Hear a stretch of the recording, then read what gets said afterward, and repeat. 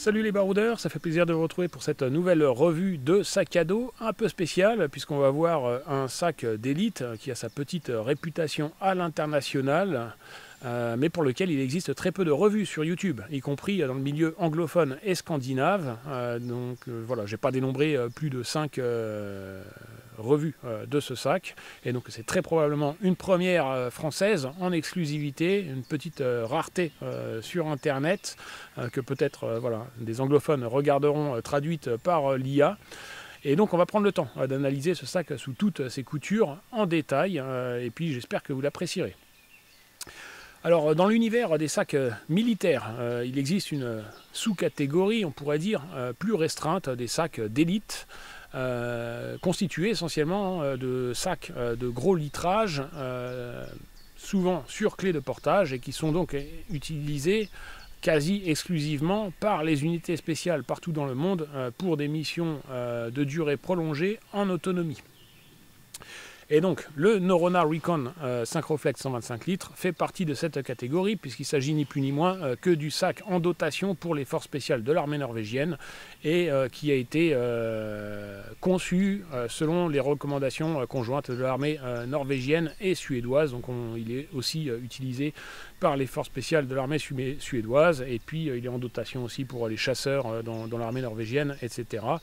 Et cette catégorie de sacs de gros volume, souvent sur clé de portage, est très prisée d'un certain nombre de gens aventuriers ou bien photographes animaliers, photographes nature, les gens qui emmènent du matos audiovisuel dans la nature, et puis des chasseurs américains, canadiens, russes, etc., qui vont chasser du gros gibier dans des grands espaces et qui vont avoir besoin de pouvoir porter des gros morceaux de viande qui pèsent très lourd, de pouvoir les attacher soit directement sur la clé de portage, soit sur le sac, et donc ils ont besoin de systèmes de portage conséquents qui leur permettent de porter tout ça de façon confortable et qui ne se déforment pas. Et donc, voilà, ces sacs militaires ne sont pas toujours l'idéal, mais en tout cas sont dans les sacs qui existent et qui ne sont pas initialement destinés aux chasseurs, sont ceux qui correspondent le plus. Et donc voilà, ces sacs d'élite, entre guillemets, ont leur public civil, et c'est dans ce cadre-là qu'en fait ils ont une certaine réputation internationale.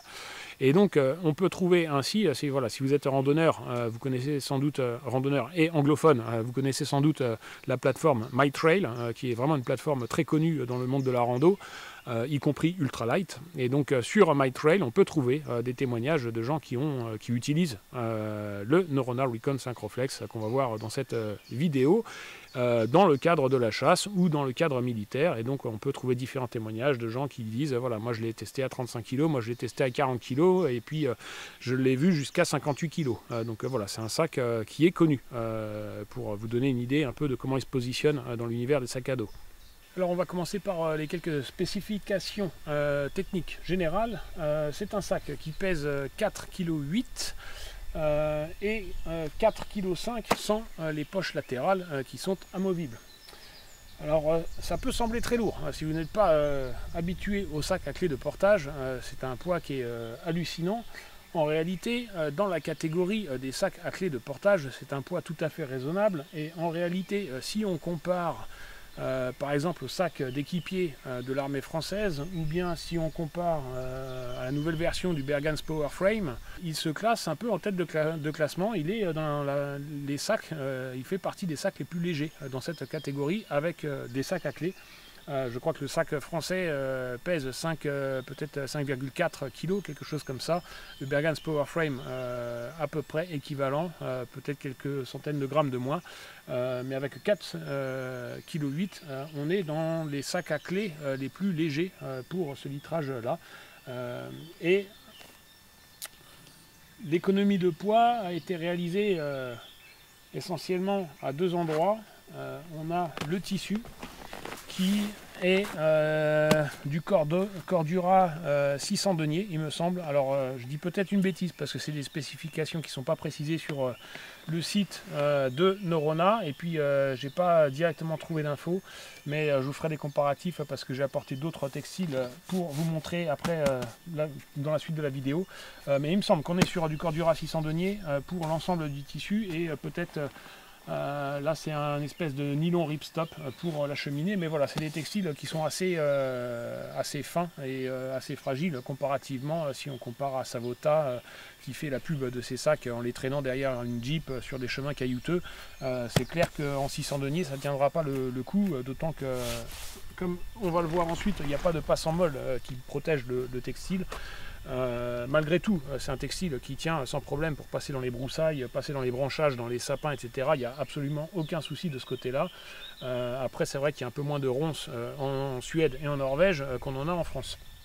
Donc si on passe dans des très gros ronciers, c'est pas exclu que de grosses épines arrivent à faire de petits accros, mais voilà, ça reste quand même des choses assez superficielles. Dans l'ensemble, ça reste un sac militaire très solide. Donc ça, première économie de poids sur le textile. Et puis seconde économie de poids, alors les connaisseurs de ce genre de sac, voilà, ça leur a sauté aux yeux, très certainement peut-être, c'est la légèreté du système de portage. Alors je ne parle pas de la clé de portage, mais des rembourrages, évidemment. Si on compare, par exemple, au sac Sabre ou Predator de chez Carimor, qui est connu pour ses rembourrages extrêmement généreux, je crois qu'ils font quasiment 3 cm d'épaisseur, et puis très large, etc. Là, on n'a pas de dos complet, on a une partie vide qui peut même voilà, nous laisser douter en fait de la pertinence du sac à porter des charges lourdes. Juste un petit pad comme ça au milieu, et puis il n'y a pas d'épaisseur, c'est pas du mesh. Bon, ça après sur les sacs militaires, c'est assez secondaire le mesh, mais voilà, il y a très peu d'épaisseur de mousse, etc. Et ça semble très léger en fait pour du port de charges lourdes. Mais donc voilà, il y a une économie de poids qui a été réalisée à ce niveau-là.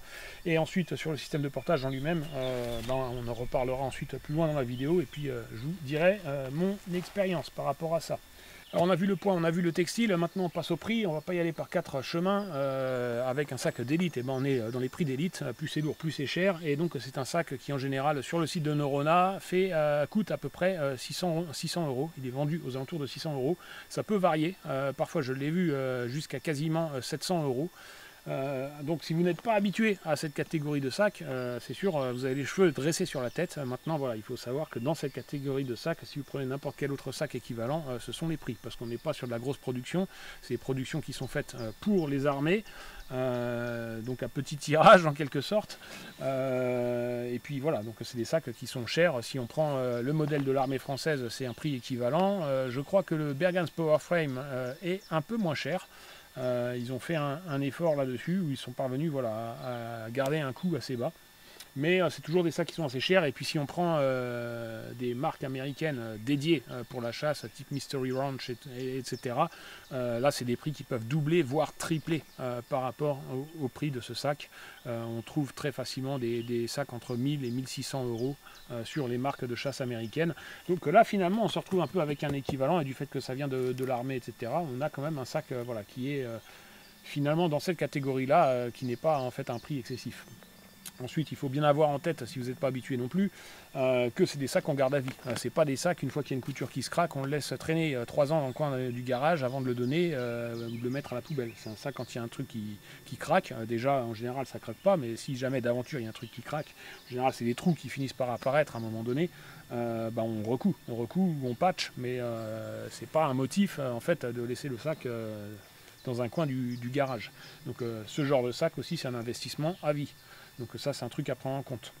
Ensuite, pour les quelques-uns d'entre vous qui pourraient être vraiment sérieusement intéressés de l'acquérir, alors ça va pas être facile, parce que les marques suédoises en fait ont un très gros marché sur la Scandinavie. Enfin, les marques scandinaves ont un très gros marché avec la Scandinavie, et en général ne s'enquiquinent pas en fait à avoir une filière d'exportation. Donc il y a de très nombreuses marques nordiques en fait qui ne vendent pas en France et en Europe de l'Ouest.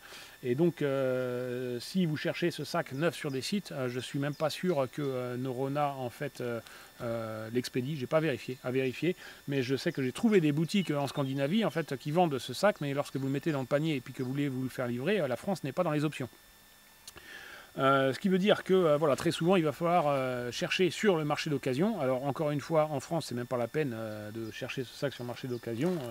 Si vous tombez dessus, voilà, faut aller jouer au loto dans la foulée. parce que ça serait vraiment un très gros coup de chance. Le plus simple, c'est chercher sur le marché d'occasion en Scandinavie, et donc là vous pouvez négocier avec un particulier un prix de frais de port plus élevé pour qu'il vous l'envoie sur l'Europe de l'Ouest, sur la France. Ou bien chercher en Allemagne et au Danemark, voilà, qui sont des pays qui ont un accès géographique plus facile à la Suède, à la Norvège, et donc dans lesquels aussi on va trouver plus facilement des produits, des marques norvégiennes et scandinaves. C'est plus facilement distribué dans ces pays-là, et donc on est plus à même de retrouver ces produits sur leur marché de l'occasion. Et en l'occurrence, c'est comme ça que moi je l'ai trouvé. Je l'ai acheté d'occasion moitié prix à un chasseur allemand. Voilà, alors on passe maintenant à la revue proprement dite, et puis on va faire le tour d'abord de ce qui va très vite à l'extérieur, même à l'intérieur, mais on y reviendra ensuite. À l'intérieur, c'est tout simple, il n'y a pas d'accessoirisation, il n'y a pas de poche intérieure pour poche d'hydratation, quoi que ce soit. Vous avez juste une séparation ici avec le couchage, séparation avec une fermeture éclair tout à fait classique. Sur l'extérieur, première chose qu'on peut dénoter, c'est qu'on n'a strictement aucun passant molle. C'est pas un système qui a été adopté par l'armée norvégienne, donc nulle part il y a de possibilité, voilà, de mettre des accessoires molles, et on verra ensuite ce qu'il en est au niveau des poches, mais ça peut éventuellement, voilà, poser quelques problèmes au niveau des poches, enfin quelques désagréments en fonction de ce que vous en faites. On a sur la partie frontale, donc on n'a pas d'ouverture frontale ici, on a uniquement une ouverture pour le couchage en dessous. On a ici deux sangles à la fois qui permettent de bien compresser le sac, puisque ici on a sur le côté les sangles de compression également. Donc ces sangles là permettent de faire le raccord ou d'attacher du matériel. C'est là que j'attache le trépied photo sur lequel vous êtes monté. Et ces sangles là ensuite, donc elles sont données avec une bonne longueur, qui permet vraiment de mettre du gros matériel. Et ces sangles font le tour et on les retrouve de chaque côté du sac. Alors ça a des grosses manipulations, parce qu'il faut faire honneur au sac, donc je l'ai bien chargé de la même façon quasiment que lorsque j'allais à Roggen. J'ai une bassine de nourriture en moins, mais autrement le sac est bien chargé, donc là il est lourd, il n'est pas chargé juste avec les fringues. Sur le côté on retrouve donc la prolongation des deux sangles de compression avec des clips qui permettent de libérer ces poches là qui sont amovibles. Et donc ça fait tout le tour. Donc le sac est cerclé comme un tonneau jusqu'à la clé de portage. Ça, voilà, c'est pour ces sangles là. Ensuite, sur le dessous, pareil, il n'y a pas de passant molle en dessous, donc pas de possibilité d'attacher des accessoires.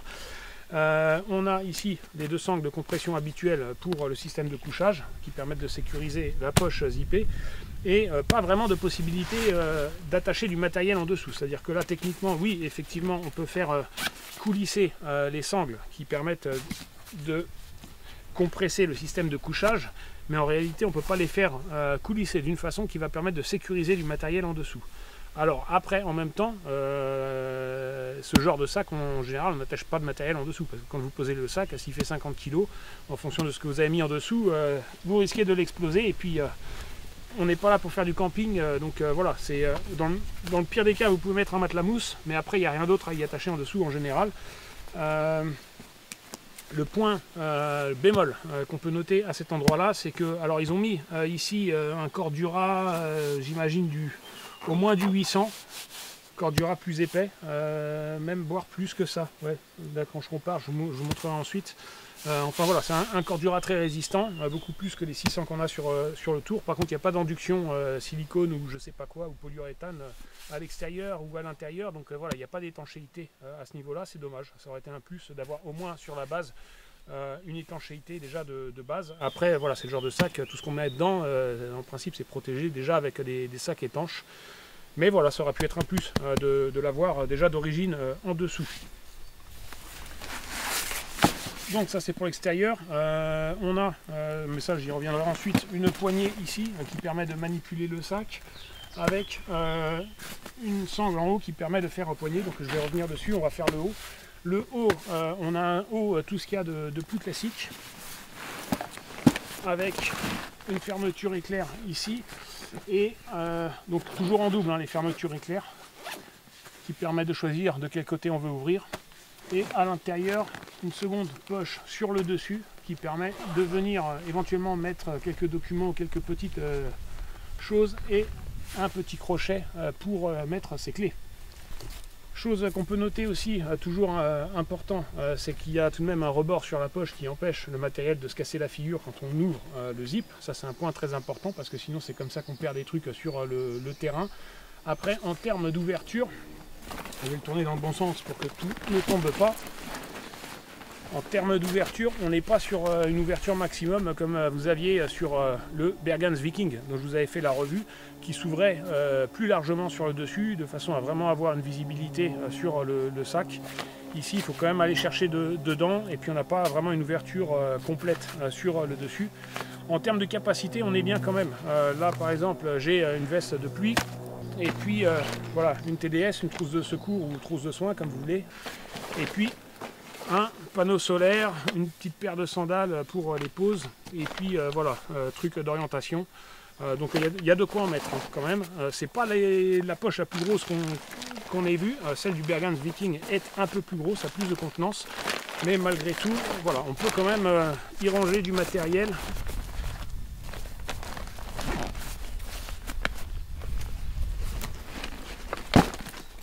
Donc ça c'est pour cette poche-ci. Sur le dessus, encore une fois, on n'a pas de passant molle. Par contre on a toujours ces 4 boucles qu'on trouve partout sur les sacs civils et autres, qui permet de venir passer un élastique ou une corde ou ce qu'on veut. Ensuite, hop, je vais finir la vidéo avec des biceps. À l'intérieur, pareil, on a une poche zippée. Alors celle-ci, il faut savoir que c'est pas un compartiment dans la façon de concevoir les volumes, c'est pas un volume indépendant. C'est-à-dire que si vous remplissez ça au taquet, ici vous pouvez glisser un Kleenex et pas grand chose de plus. Si vous remplissez celle-là au taquet, il ne vous reste plus beaucoup d'espace dans celle-ci. Donc voilà, c'est un volume qui est partagé, puis après il faut choisir comment on répartit entre ces deux poches. Et donc on en arrive au soufflet. Alors la cheminée classique, sac militaire. Je ne vous l'ai pas montré ici, aussi sur la poche du dessus, on a voilà, une petite poche avec une ouverture, sac militaire, donc matos de communication, de radio. Il faut un truc pour sortir l'antenne, ça sert à ça, et pas au tube d'hydratation. Mais voilà, du coup, il y a aussi un zip qui se trouve sur la cheminée et qui lui est bien pratique pour sortir le tuyau de la poche d'hydratation par le côté plutôt que passer par le milieu. Et puis on a le soufflet, voilà, en deux parties. Il y a une particularité un petit peu qui détaille, c'est que donc on a deux cordelettes de serrage, et puis habituellement sur les sacs ça se trouve ici à la jonction entre la cheminée et le corps du sac. Et ici voilà, ils l'ont mis un peu plus haut, donc c'est un choix voilà, qui permet, si le matériel dépasse un petit peu dans la cheminée, de toujours bien resserrer par dessus et bien verrouiller le matériel. Et donc la sangle de compression que je vous montrais auparavant, elle vient ici. Le sac est en train de se faire la malle.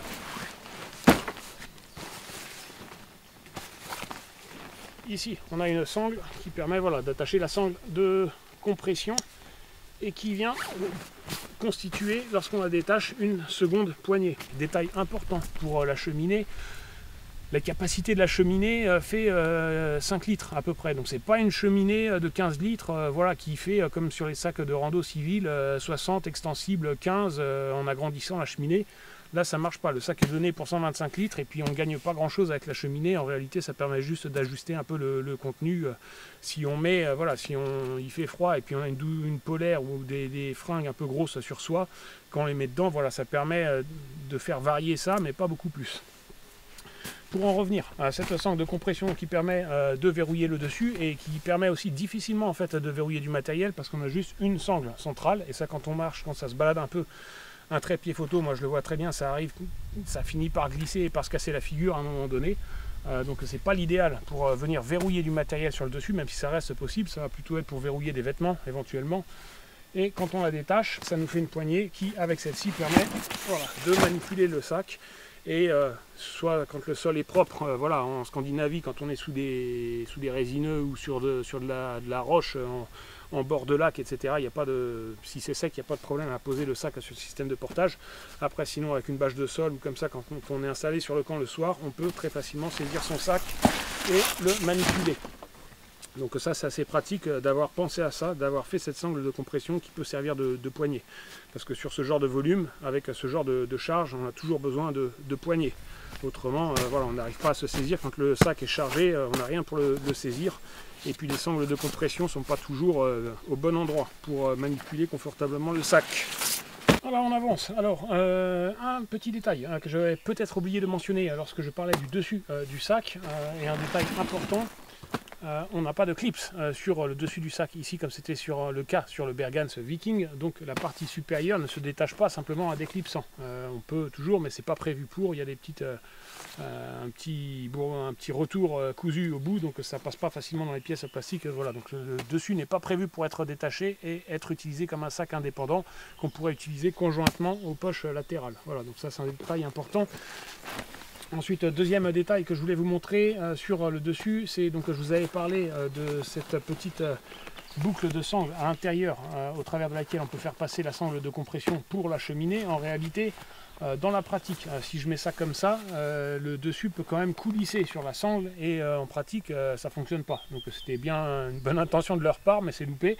Moi ce que je fais, si je veux vraiment éviter que la pluie ne vienne tomber ici, parce que en fonction de la façon dont c'est chargé, quand la cheminée est remplie, du coup la partie supérieure peut se trouver un peu en équilibre sur le dessus du sac, avec ces sangles de compression qui sont rallongées et qui du coup apportent pas suffisamment de stabilité, donc ça peut passer d'un côté de l'autre.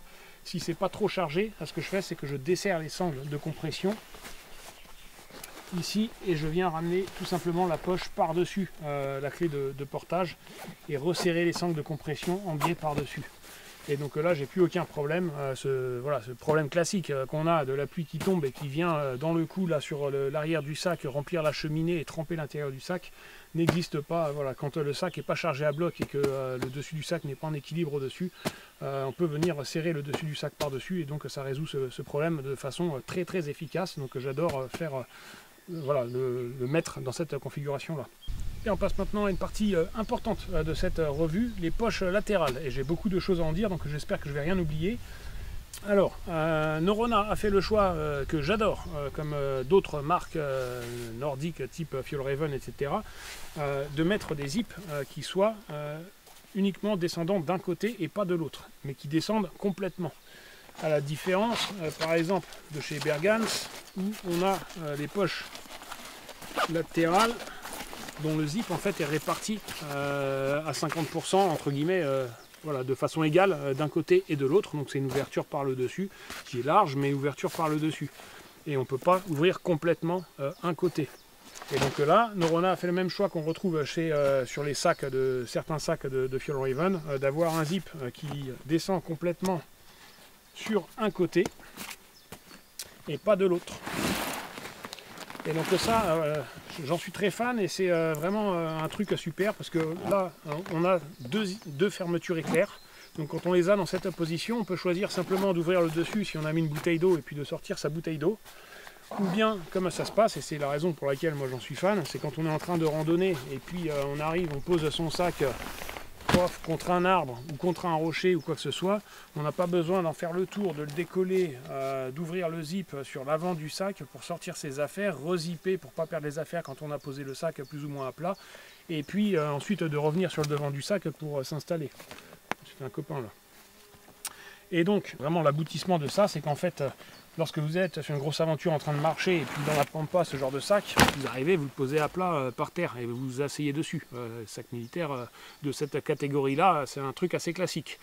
Donc on pose ça voilà, dans les myrtilles si vous êtes en Scandinavie. Et là, vous avez vos deux petites fermetures éclair là, qui sont du coup déjà bien placées.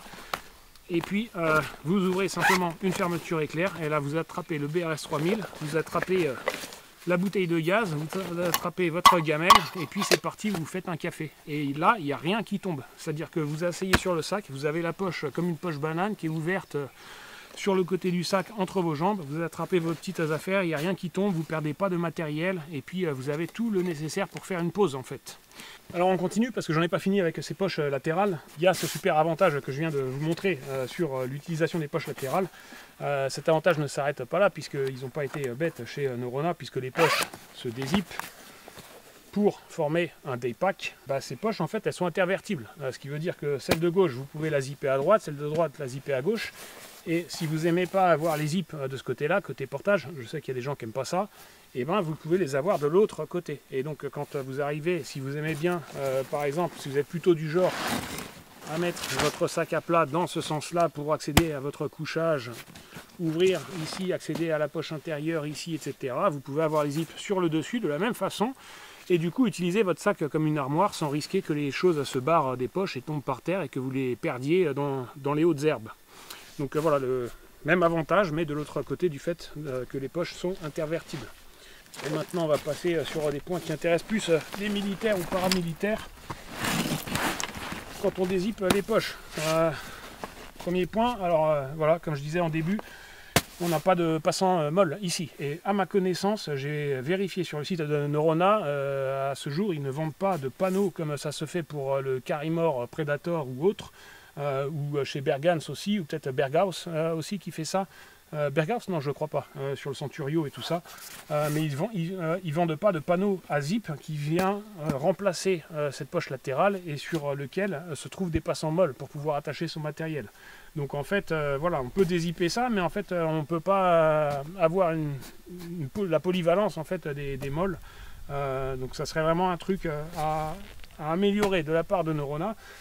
Parce que l'autre mauvaise nouvelle, c'est que leurs zips ne sont pas universels, donc c'est pas le même type de zip qu'il y a sur les poches de Bergans ou de Berghaus, et donc on ne peut pas intervertir avec le système par exemple qu'on met sur un Predator et puis le monter là-dessus, ça ne va pas correspondre.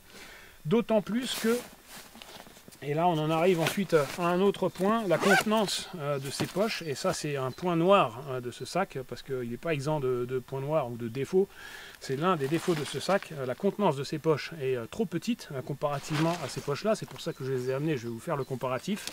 C'est des poches qui font 10 litres et la largeur des zips est moins large que le standard. Et donc quand vous prenez les zips sur ce genre de poche, en fait vous avez un peu plus de largeur. Quand vous mettez les zips côte à côte, ici vous avez peut-être 1,5 cm en plus jusqu'à la couture du zip. Et donc ça pose aussi voilà, problème de compatibilité, quand bien même on trouverait les zips qui correspondent. Ensuite, dernier point, avant que je vous montre un peu la différence de contenance, et point intéressant pour les chasseurs, ce coup-ci, et militaires, un truc particulier qu'on n'a pas justement sur les Bergans, et donc de Bergans of Norway, et les sacs Berghaus, de marque allemande Berghaus, donc la maison de la colline ou maison de la montagne, ou un truc comme ça, qui fait le Berghaus Centurio, Berghaus Crusader, tous ces sacs-là. Je pense que les bretelles se baladent aussi comme ça entre le sac et les poches latérales. Ici, Norrøna, ils ont fait le choix de mettre une doublure avec un scratch. Et ce qui fait qu'en fait, les bretelles se trouvent dans la doublure et puis on peut les réassembler. Donc il y a l'autre qui sort en bas ici. Et ensuite, on peut les repasser, voilà, repasser la sangle dans la tâche. Donc c'est pas des clips, il faut repasser la sangle dans la tâche. Et donc voilà, en rezippant les deux, on peut se reconstituer un sac, un day pack. Et l'avantage de cette doublure, donc voilà, pas besoin de vous le préciser pour les militaires et les chasseurs, si vous avez une arme qui passe ici avec la crosse ici, et peut-être plus pour les militaires, pour les chasseurs, je sais pas, ça vous permet, si vos poches latérales sont pas chargées comme un bourrin comme j'ai fait là, et que vous avez du jeu, ça vous permet de rentrer ou sortir votre arme sans qu'elle s'accroche dans les bretelles. Alors un petit mot sur la contenance de ces poches, parce que c'est vraiment un point noir sur ce sac, d'autant plus que à la différence des poches du sac du Bergans Viking ou de chez Bergans, et je ne sais pas chez Berghaus, le Crusader et autres, s'il y a cette extension là, mais pour la contenance chez Bergans, on a ce zip d'extension tout autour qui permet d'agrandir la poche et de lui donner 2 à 3 litres en plus. Donc les poches font à peu près 12 litres et puis avec 2 litres, à peu près 2-3 litres en plus lorsqu'on les étend, et ce qui fait que lorsqu'on utilise ça en day pack, on se retrouve avec un petit sac de 30 litres, entre 25 et 30 litres. À la différence ici, on n'a pas de zip d'extension et c'est des poches de 10 litres. Donc en fait, on a un sac de 20 litres. Et sac de 20 litres, quand on veut utiliser ça en daypack pour de l'aventure, on est sur une dimension quand même super ric-rac. Un dernier point concernant ces poches latérales, de façon à ce que voilà, aucun détail ne vous échappe. À l'intérieur, on a un petit, voilà, ce que j'appelle un soufflet, mais c'est une espèce de petite séparation qui permet voilà, d'y ranger quelque chose en évitant que ça se casse la figure et d'avoir toujours un espace comme ça. Donc on peut ouvrir cette poche jusqu'en bas pour accéder à du matériel et puis avoir du matériel voilà, qu'on veut sécuriser à l'intérieur. On peut le mettre dans cette poche là. On passe donc maintenant à la partie principale, au cœur de cette vidéo, et puis voilà, la partie vraiment la plus intéressante, le système de portage. Et comme je disais en introduction, voilà, dans l'univers, dans ce micro-univers des sacs d'élite, chaque sac a un peu sa réputation internationale en général du fait de ses spécificités. Et ce Norröna Recon est connu pour son système Syncroflex, Norröna Recon Syncroflex, qui n'est ni plus ni moins que voilà, cette ceinture articulée qui va suivre le mouvement des hanches. Et donc c'est ça qui lui vaut sa réputation internationale et voilà, qui lui fait sa réputation en termes de confort de portage. C'est vraiment ce qui fait la différence. Et c'est à ma connaissance le seul sac au monde en fait à être à l'heure actuelle équipé d'une ceinture articulée. Alors, je vous cache pas, quand j'ai acheté ce sac, en fait, ça m'a demandé un acte de foi, parce que j'étais vraiment sceptique. Quand on connaît les sacs de gros litrage pour port de charge lourde, etc., quand on voit ça, ça fait peur, ça fait un peu flipper, parce que quand on porte de la charge lourde, à un moment donné, si on est fatigué ou autre, ou en côte, on va se pencher en avant, et puis si on a besoin de soulager les épaules, pareil, on va se pencher en avant pour distribuer la charge sur le dos plutôt que sur les épaules. Et les mousses finissent par se tasser et inévitablement à un moment donné on a les vertèbres qui vont commencer à toucher les plaques et ça fait très mal. Donc quand j'ai vu ça vraiment j'ai eu peur, j'ai dit oula, j'étais vraiment sceptique en fait sur le système de portage et sur sa capacité en fait, sa pertinence pour porter vraiment les charges indiquées quoi. Et puis, ouais, comme je disais, j'ai fait un acte de foi, j'ai vraiment fait confiance en fait aux quelques personnes auprès de qui je m'étais renseigné sur internet et qui avaient fait des aventures du type de celles que j'ai fait à Roggen et qui étaient aussi partis chargés comme des mules au point d'avoir encore du matériel accroché sur le sac à l'extérieur.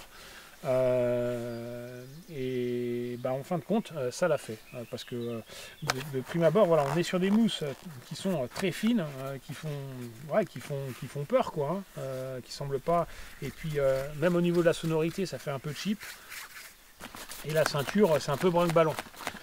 Mais ouais, vraiment comme on me disait, et puis je confirme, c'est-à-dire qu'il faut l'avoir eu sur le dos pour vraiment se rendre compte. Il faut avoir marché un peu avec, le temps de s'y habituer, parce que ça peut déstabiliser un petit peu au premier portage.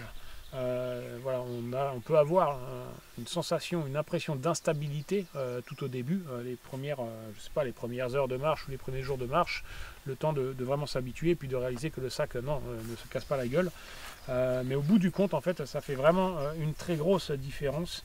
À la fois, on a cette ceinture, ça qui est bien pensée, c'est-à-dire qu'elle remonte ici un peu sur le côté, parce que le sac à l'arrière, sur les sacs qui ont des ceintures droites, en fait, le poids du sac fait que le sac descend, et en fait, on finit toujours par avoir la ceinture un petit peu en biais de cette façon-là.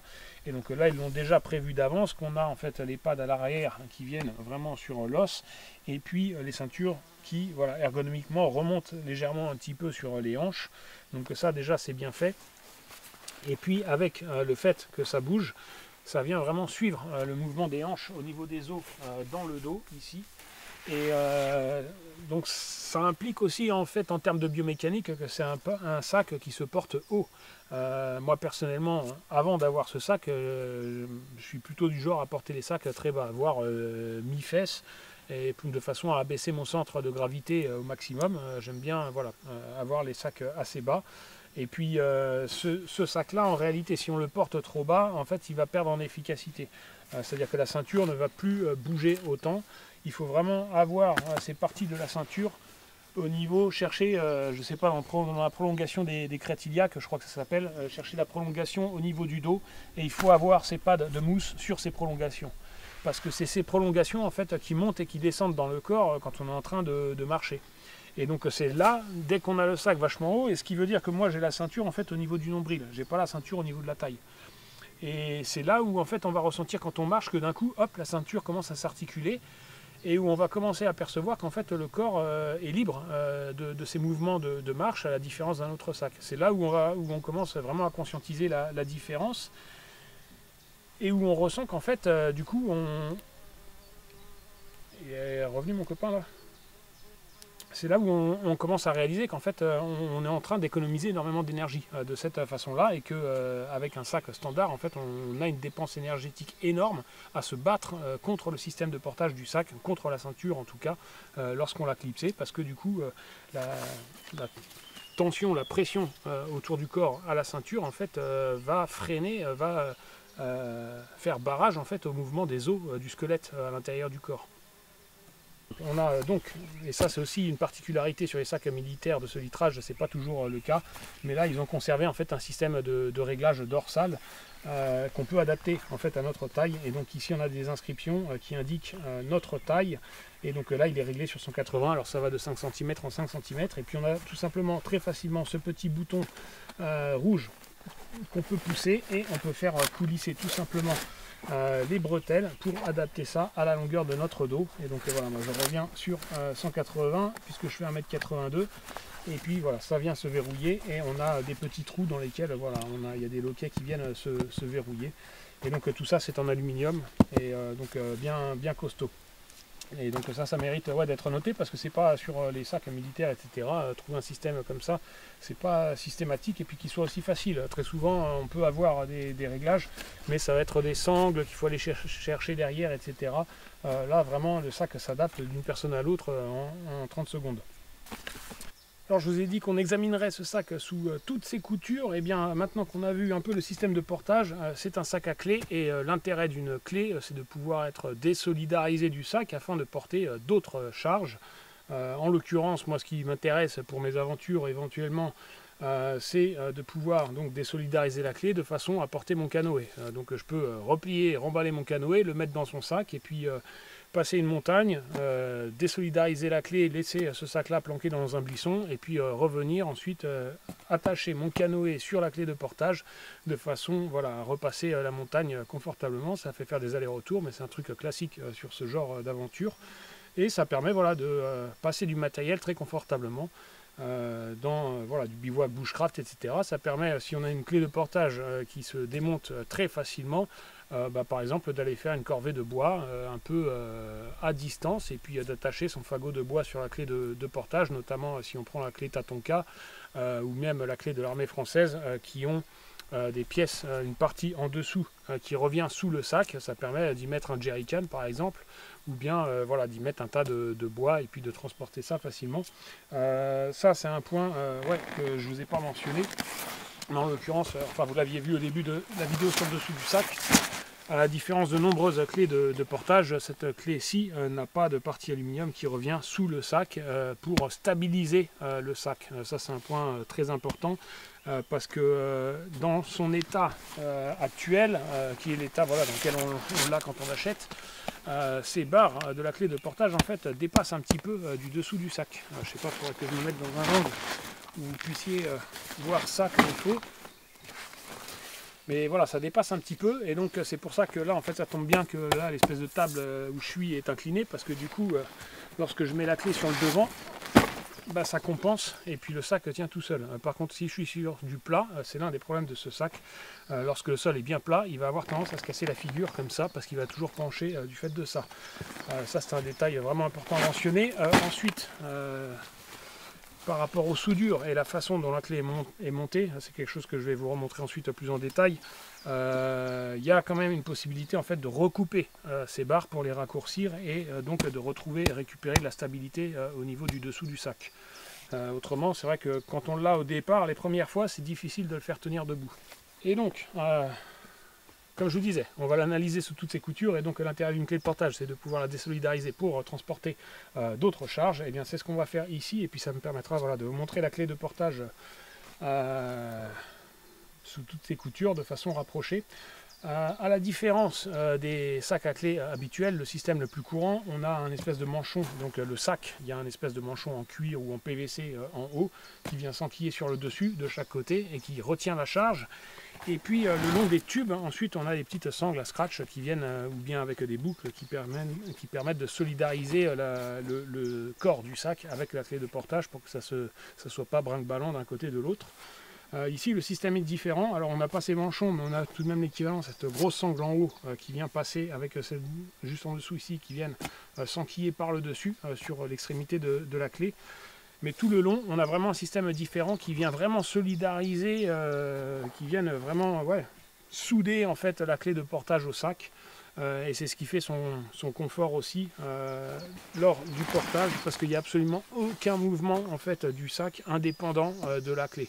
Et donc ça sur des charges lourdes, ça fait une différence notable aussi.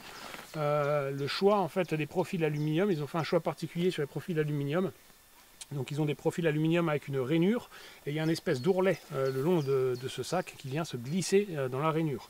Donc ça fait qu'en termes de portage en fait c'est vraiment très confortable parce que le sac vraiment on peut bouger, courir, faire tout ce qu'on veut. Le sac vraiment est soudé à la clé de portage. Par contre ça complique grandement les opérations de désolidarisation quand on veut détacher la clé de portage pour porter autre chose. C'est quand même plus fastidieux. Ça prend plus de temps et ça peut nécessiter de devoir éventuellement alléger, voire vider le sac pour remettre la clé. Encore pour enlever, ça peut aller, mais pour la remettre, parfois c'est possible que ça ne fonctionne pas. Et on va faire la démonstration. Alors, pour commencer, c'est pas compliqué. Ils ont mis des bouchons en plastique au bout, il y a des petites ficelles, on tire dessus et on passe le doigt dedans, voilà, pour retirer les bouchons. Donc c'est conçu pour, il y a des petits lacets. Ici pareil, on sort la boucle. Mais les doigts, j'ai gros doigts moi. Et on retire le bouchon. Et donc ça c'est ce qui permet en fait de venir, je vais faire un gros plan dessus, de venir ouvrir en fait cette petite rainure dont je vous ai parlé et dans laquelle est insérée en fait l'espèce d'ourlet du sac. Ensuite, vous avez ici, de part et d'autre là de ce pad en mousse, des scratchs qui là sont déjà défaits, à défaire.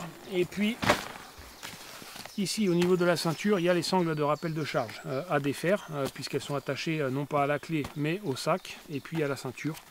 Et après, en dehors de ça, il y a tout qui va partir. Et donc voilà, les sangles de rappel de charge, elles sont un peu galères à sortir parce qu'il y a une petite boucle encore en double épaisseur à l'extrémité pour passer le doigt quand on veut les régler.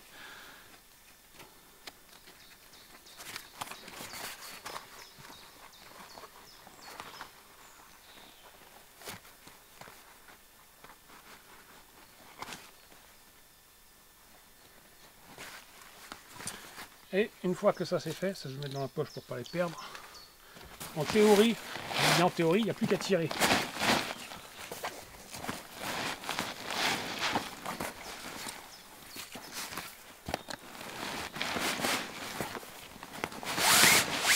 Voilà. Je vous avoue que j'étais pas serein. Donc là voilà, on a le sac sans la clé de portage, donc avec ces deux boucles ici dans lesquelles, et puis cette grosse sangle dans lesquelles viennent s'emmancher la clé de portage en haut, et puis les deux petites sangles de part et d'autre de la barre où on a le pad en mousse. Et puis voilà, on peut laisser son sac comme ça planqué dans un buisson, partir avec la clé de portage sur le dos, et puis aller attacher son canoë ou ce qu'on veut, avec de la corde, des tendeurs, etc. De façon à porter ce qu'on a à transporter.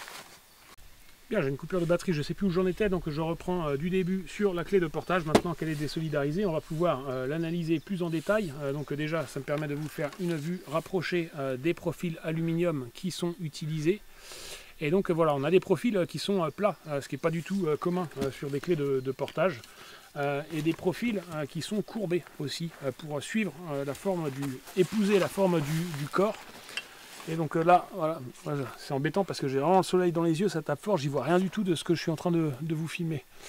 Et donc ça, voilà, ça évite en fait de se taper. Là, si je vais ramener le bras derrière, ça va toucher, mais globalement, c'est ce qui va éviter de se taper en fait les épaules sur la clé de portage.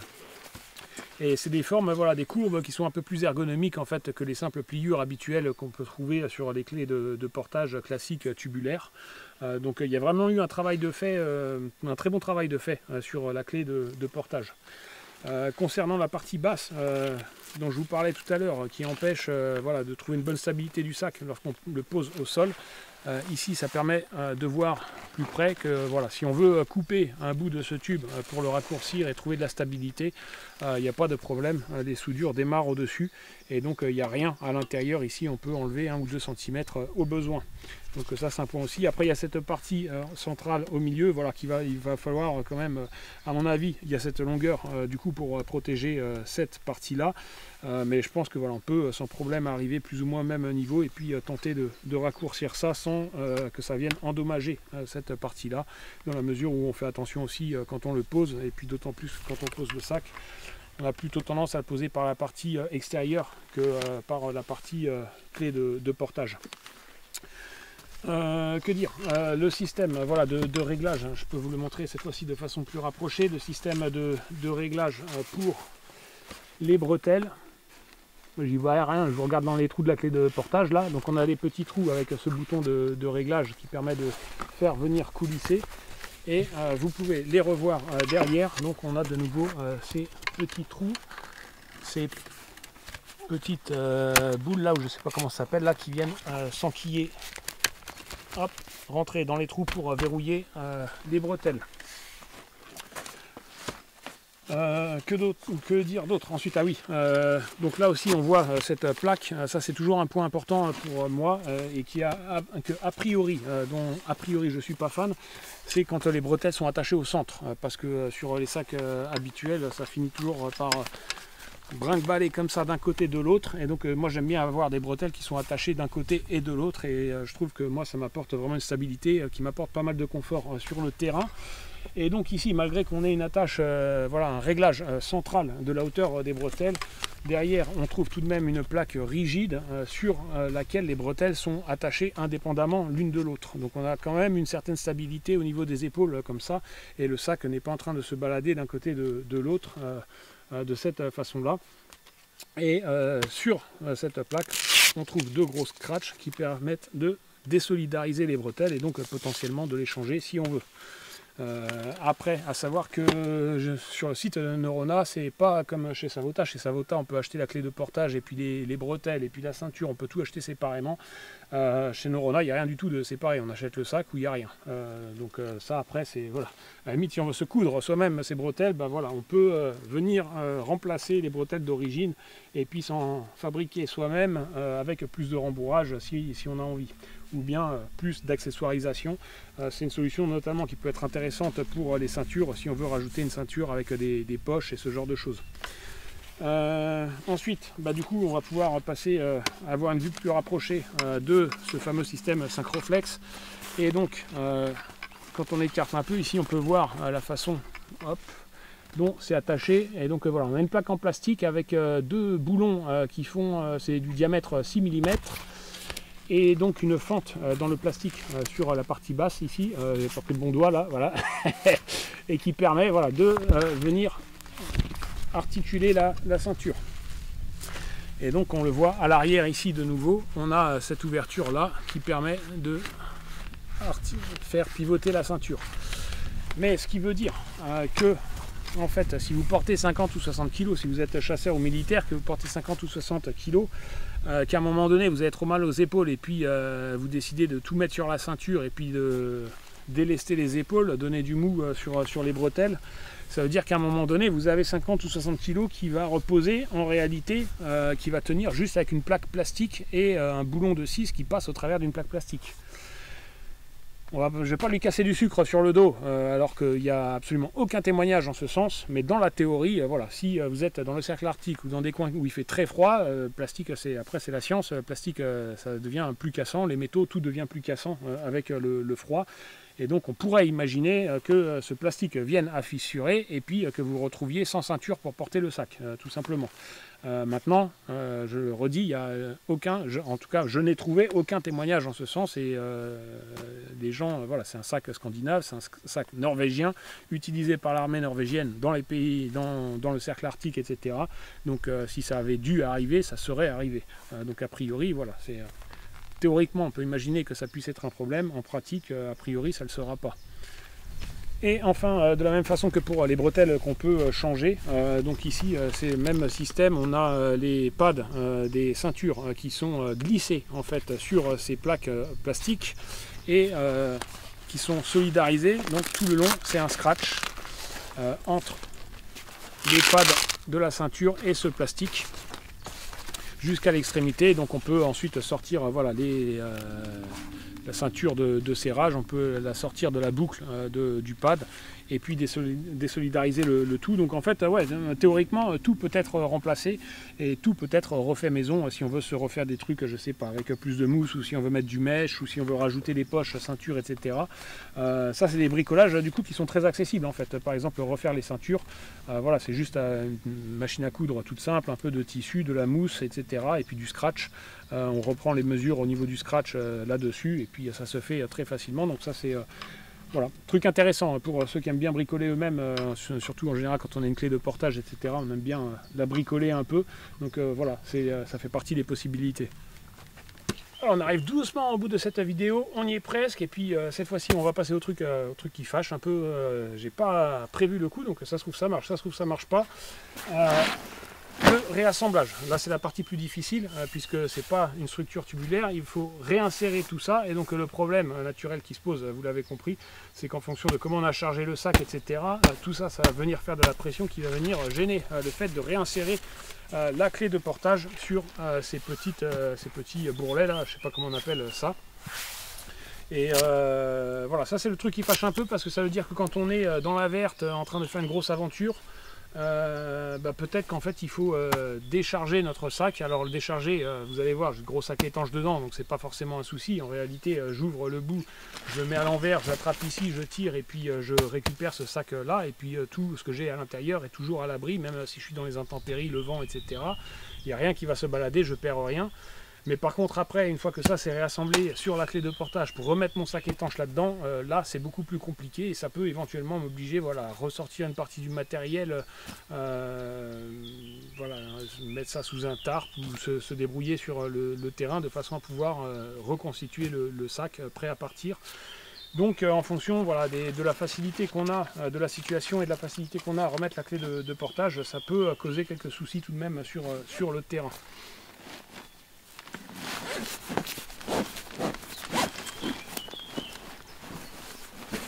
Sachant que là, pour vous donner une idée, parce que c'est un truc intéressant aussi, c'est un truc que j'ai fait, là c'est la 3e fois. Je l'ai fait une fois chez moi et puis une fois en extérieur. Donc ça vous donne une idée réaliste en fait de la facilité avec laquelle on peut désassembler et réassembler la clé de portage. Voilà, c'est pas comme si je l'ai fait 50 fois. Là, voilà, la difficulté que j'ai, c'est celle à laquelle vous pouvez vous attendre. Et puis voilà, le fait de ne pas trop savoir non plus, de ne pas trop maîtriser la meilleure méthode.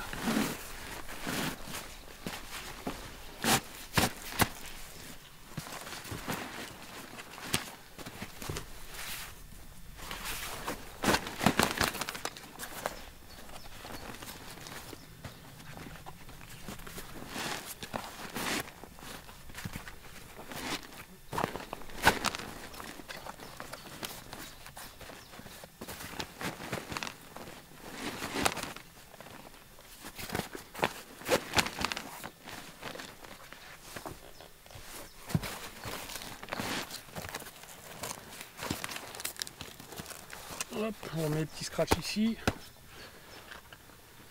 Les 2 bouchons aux extrémités.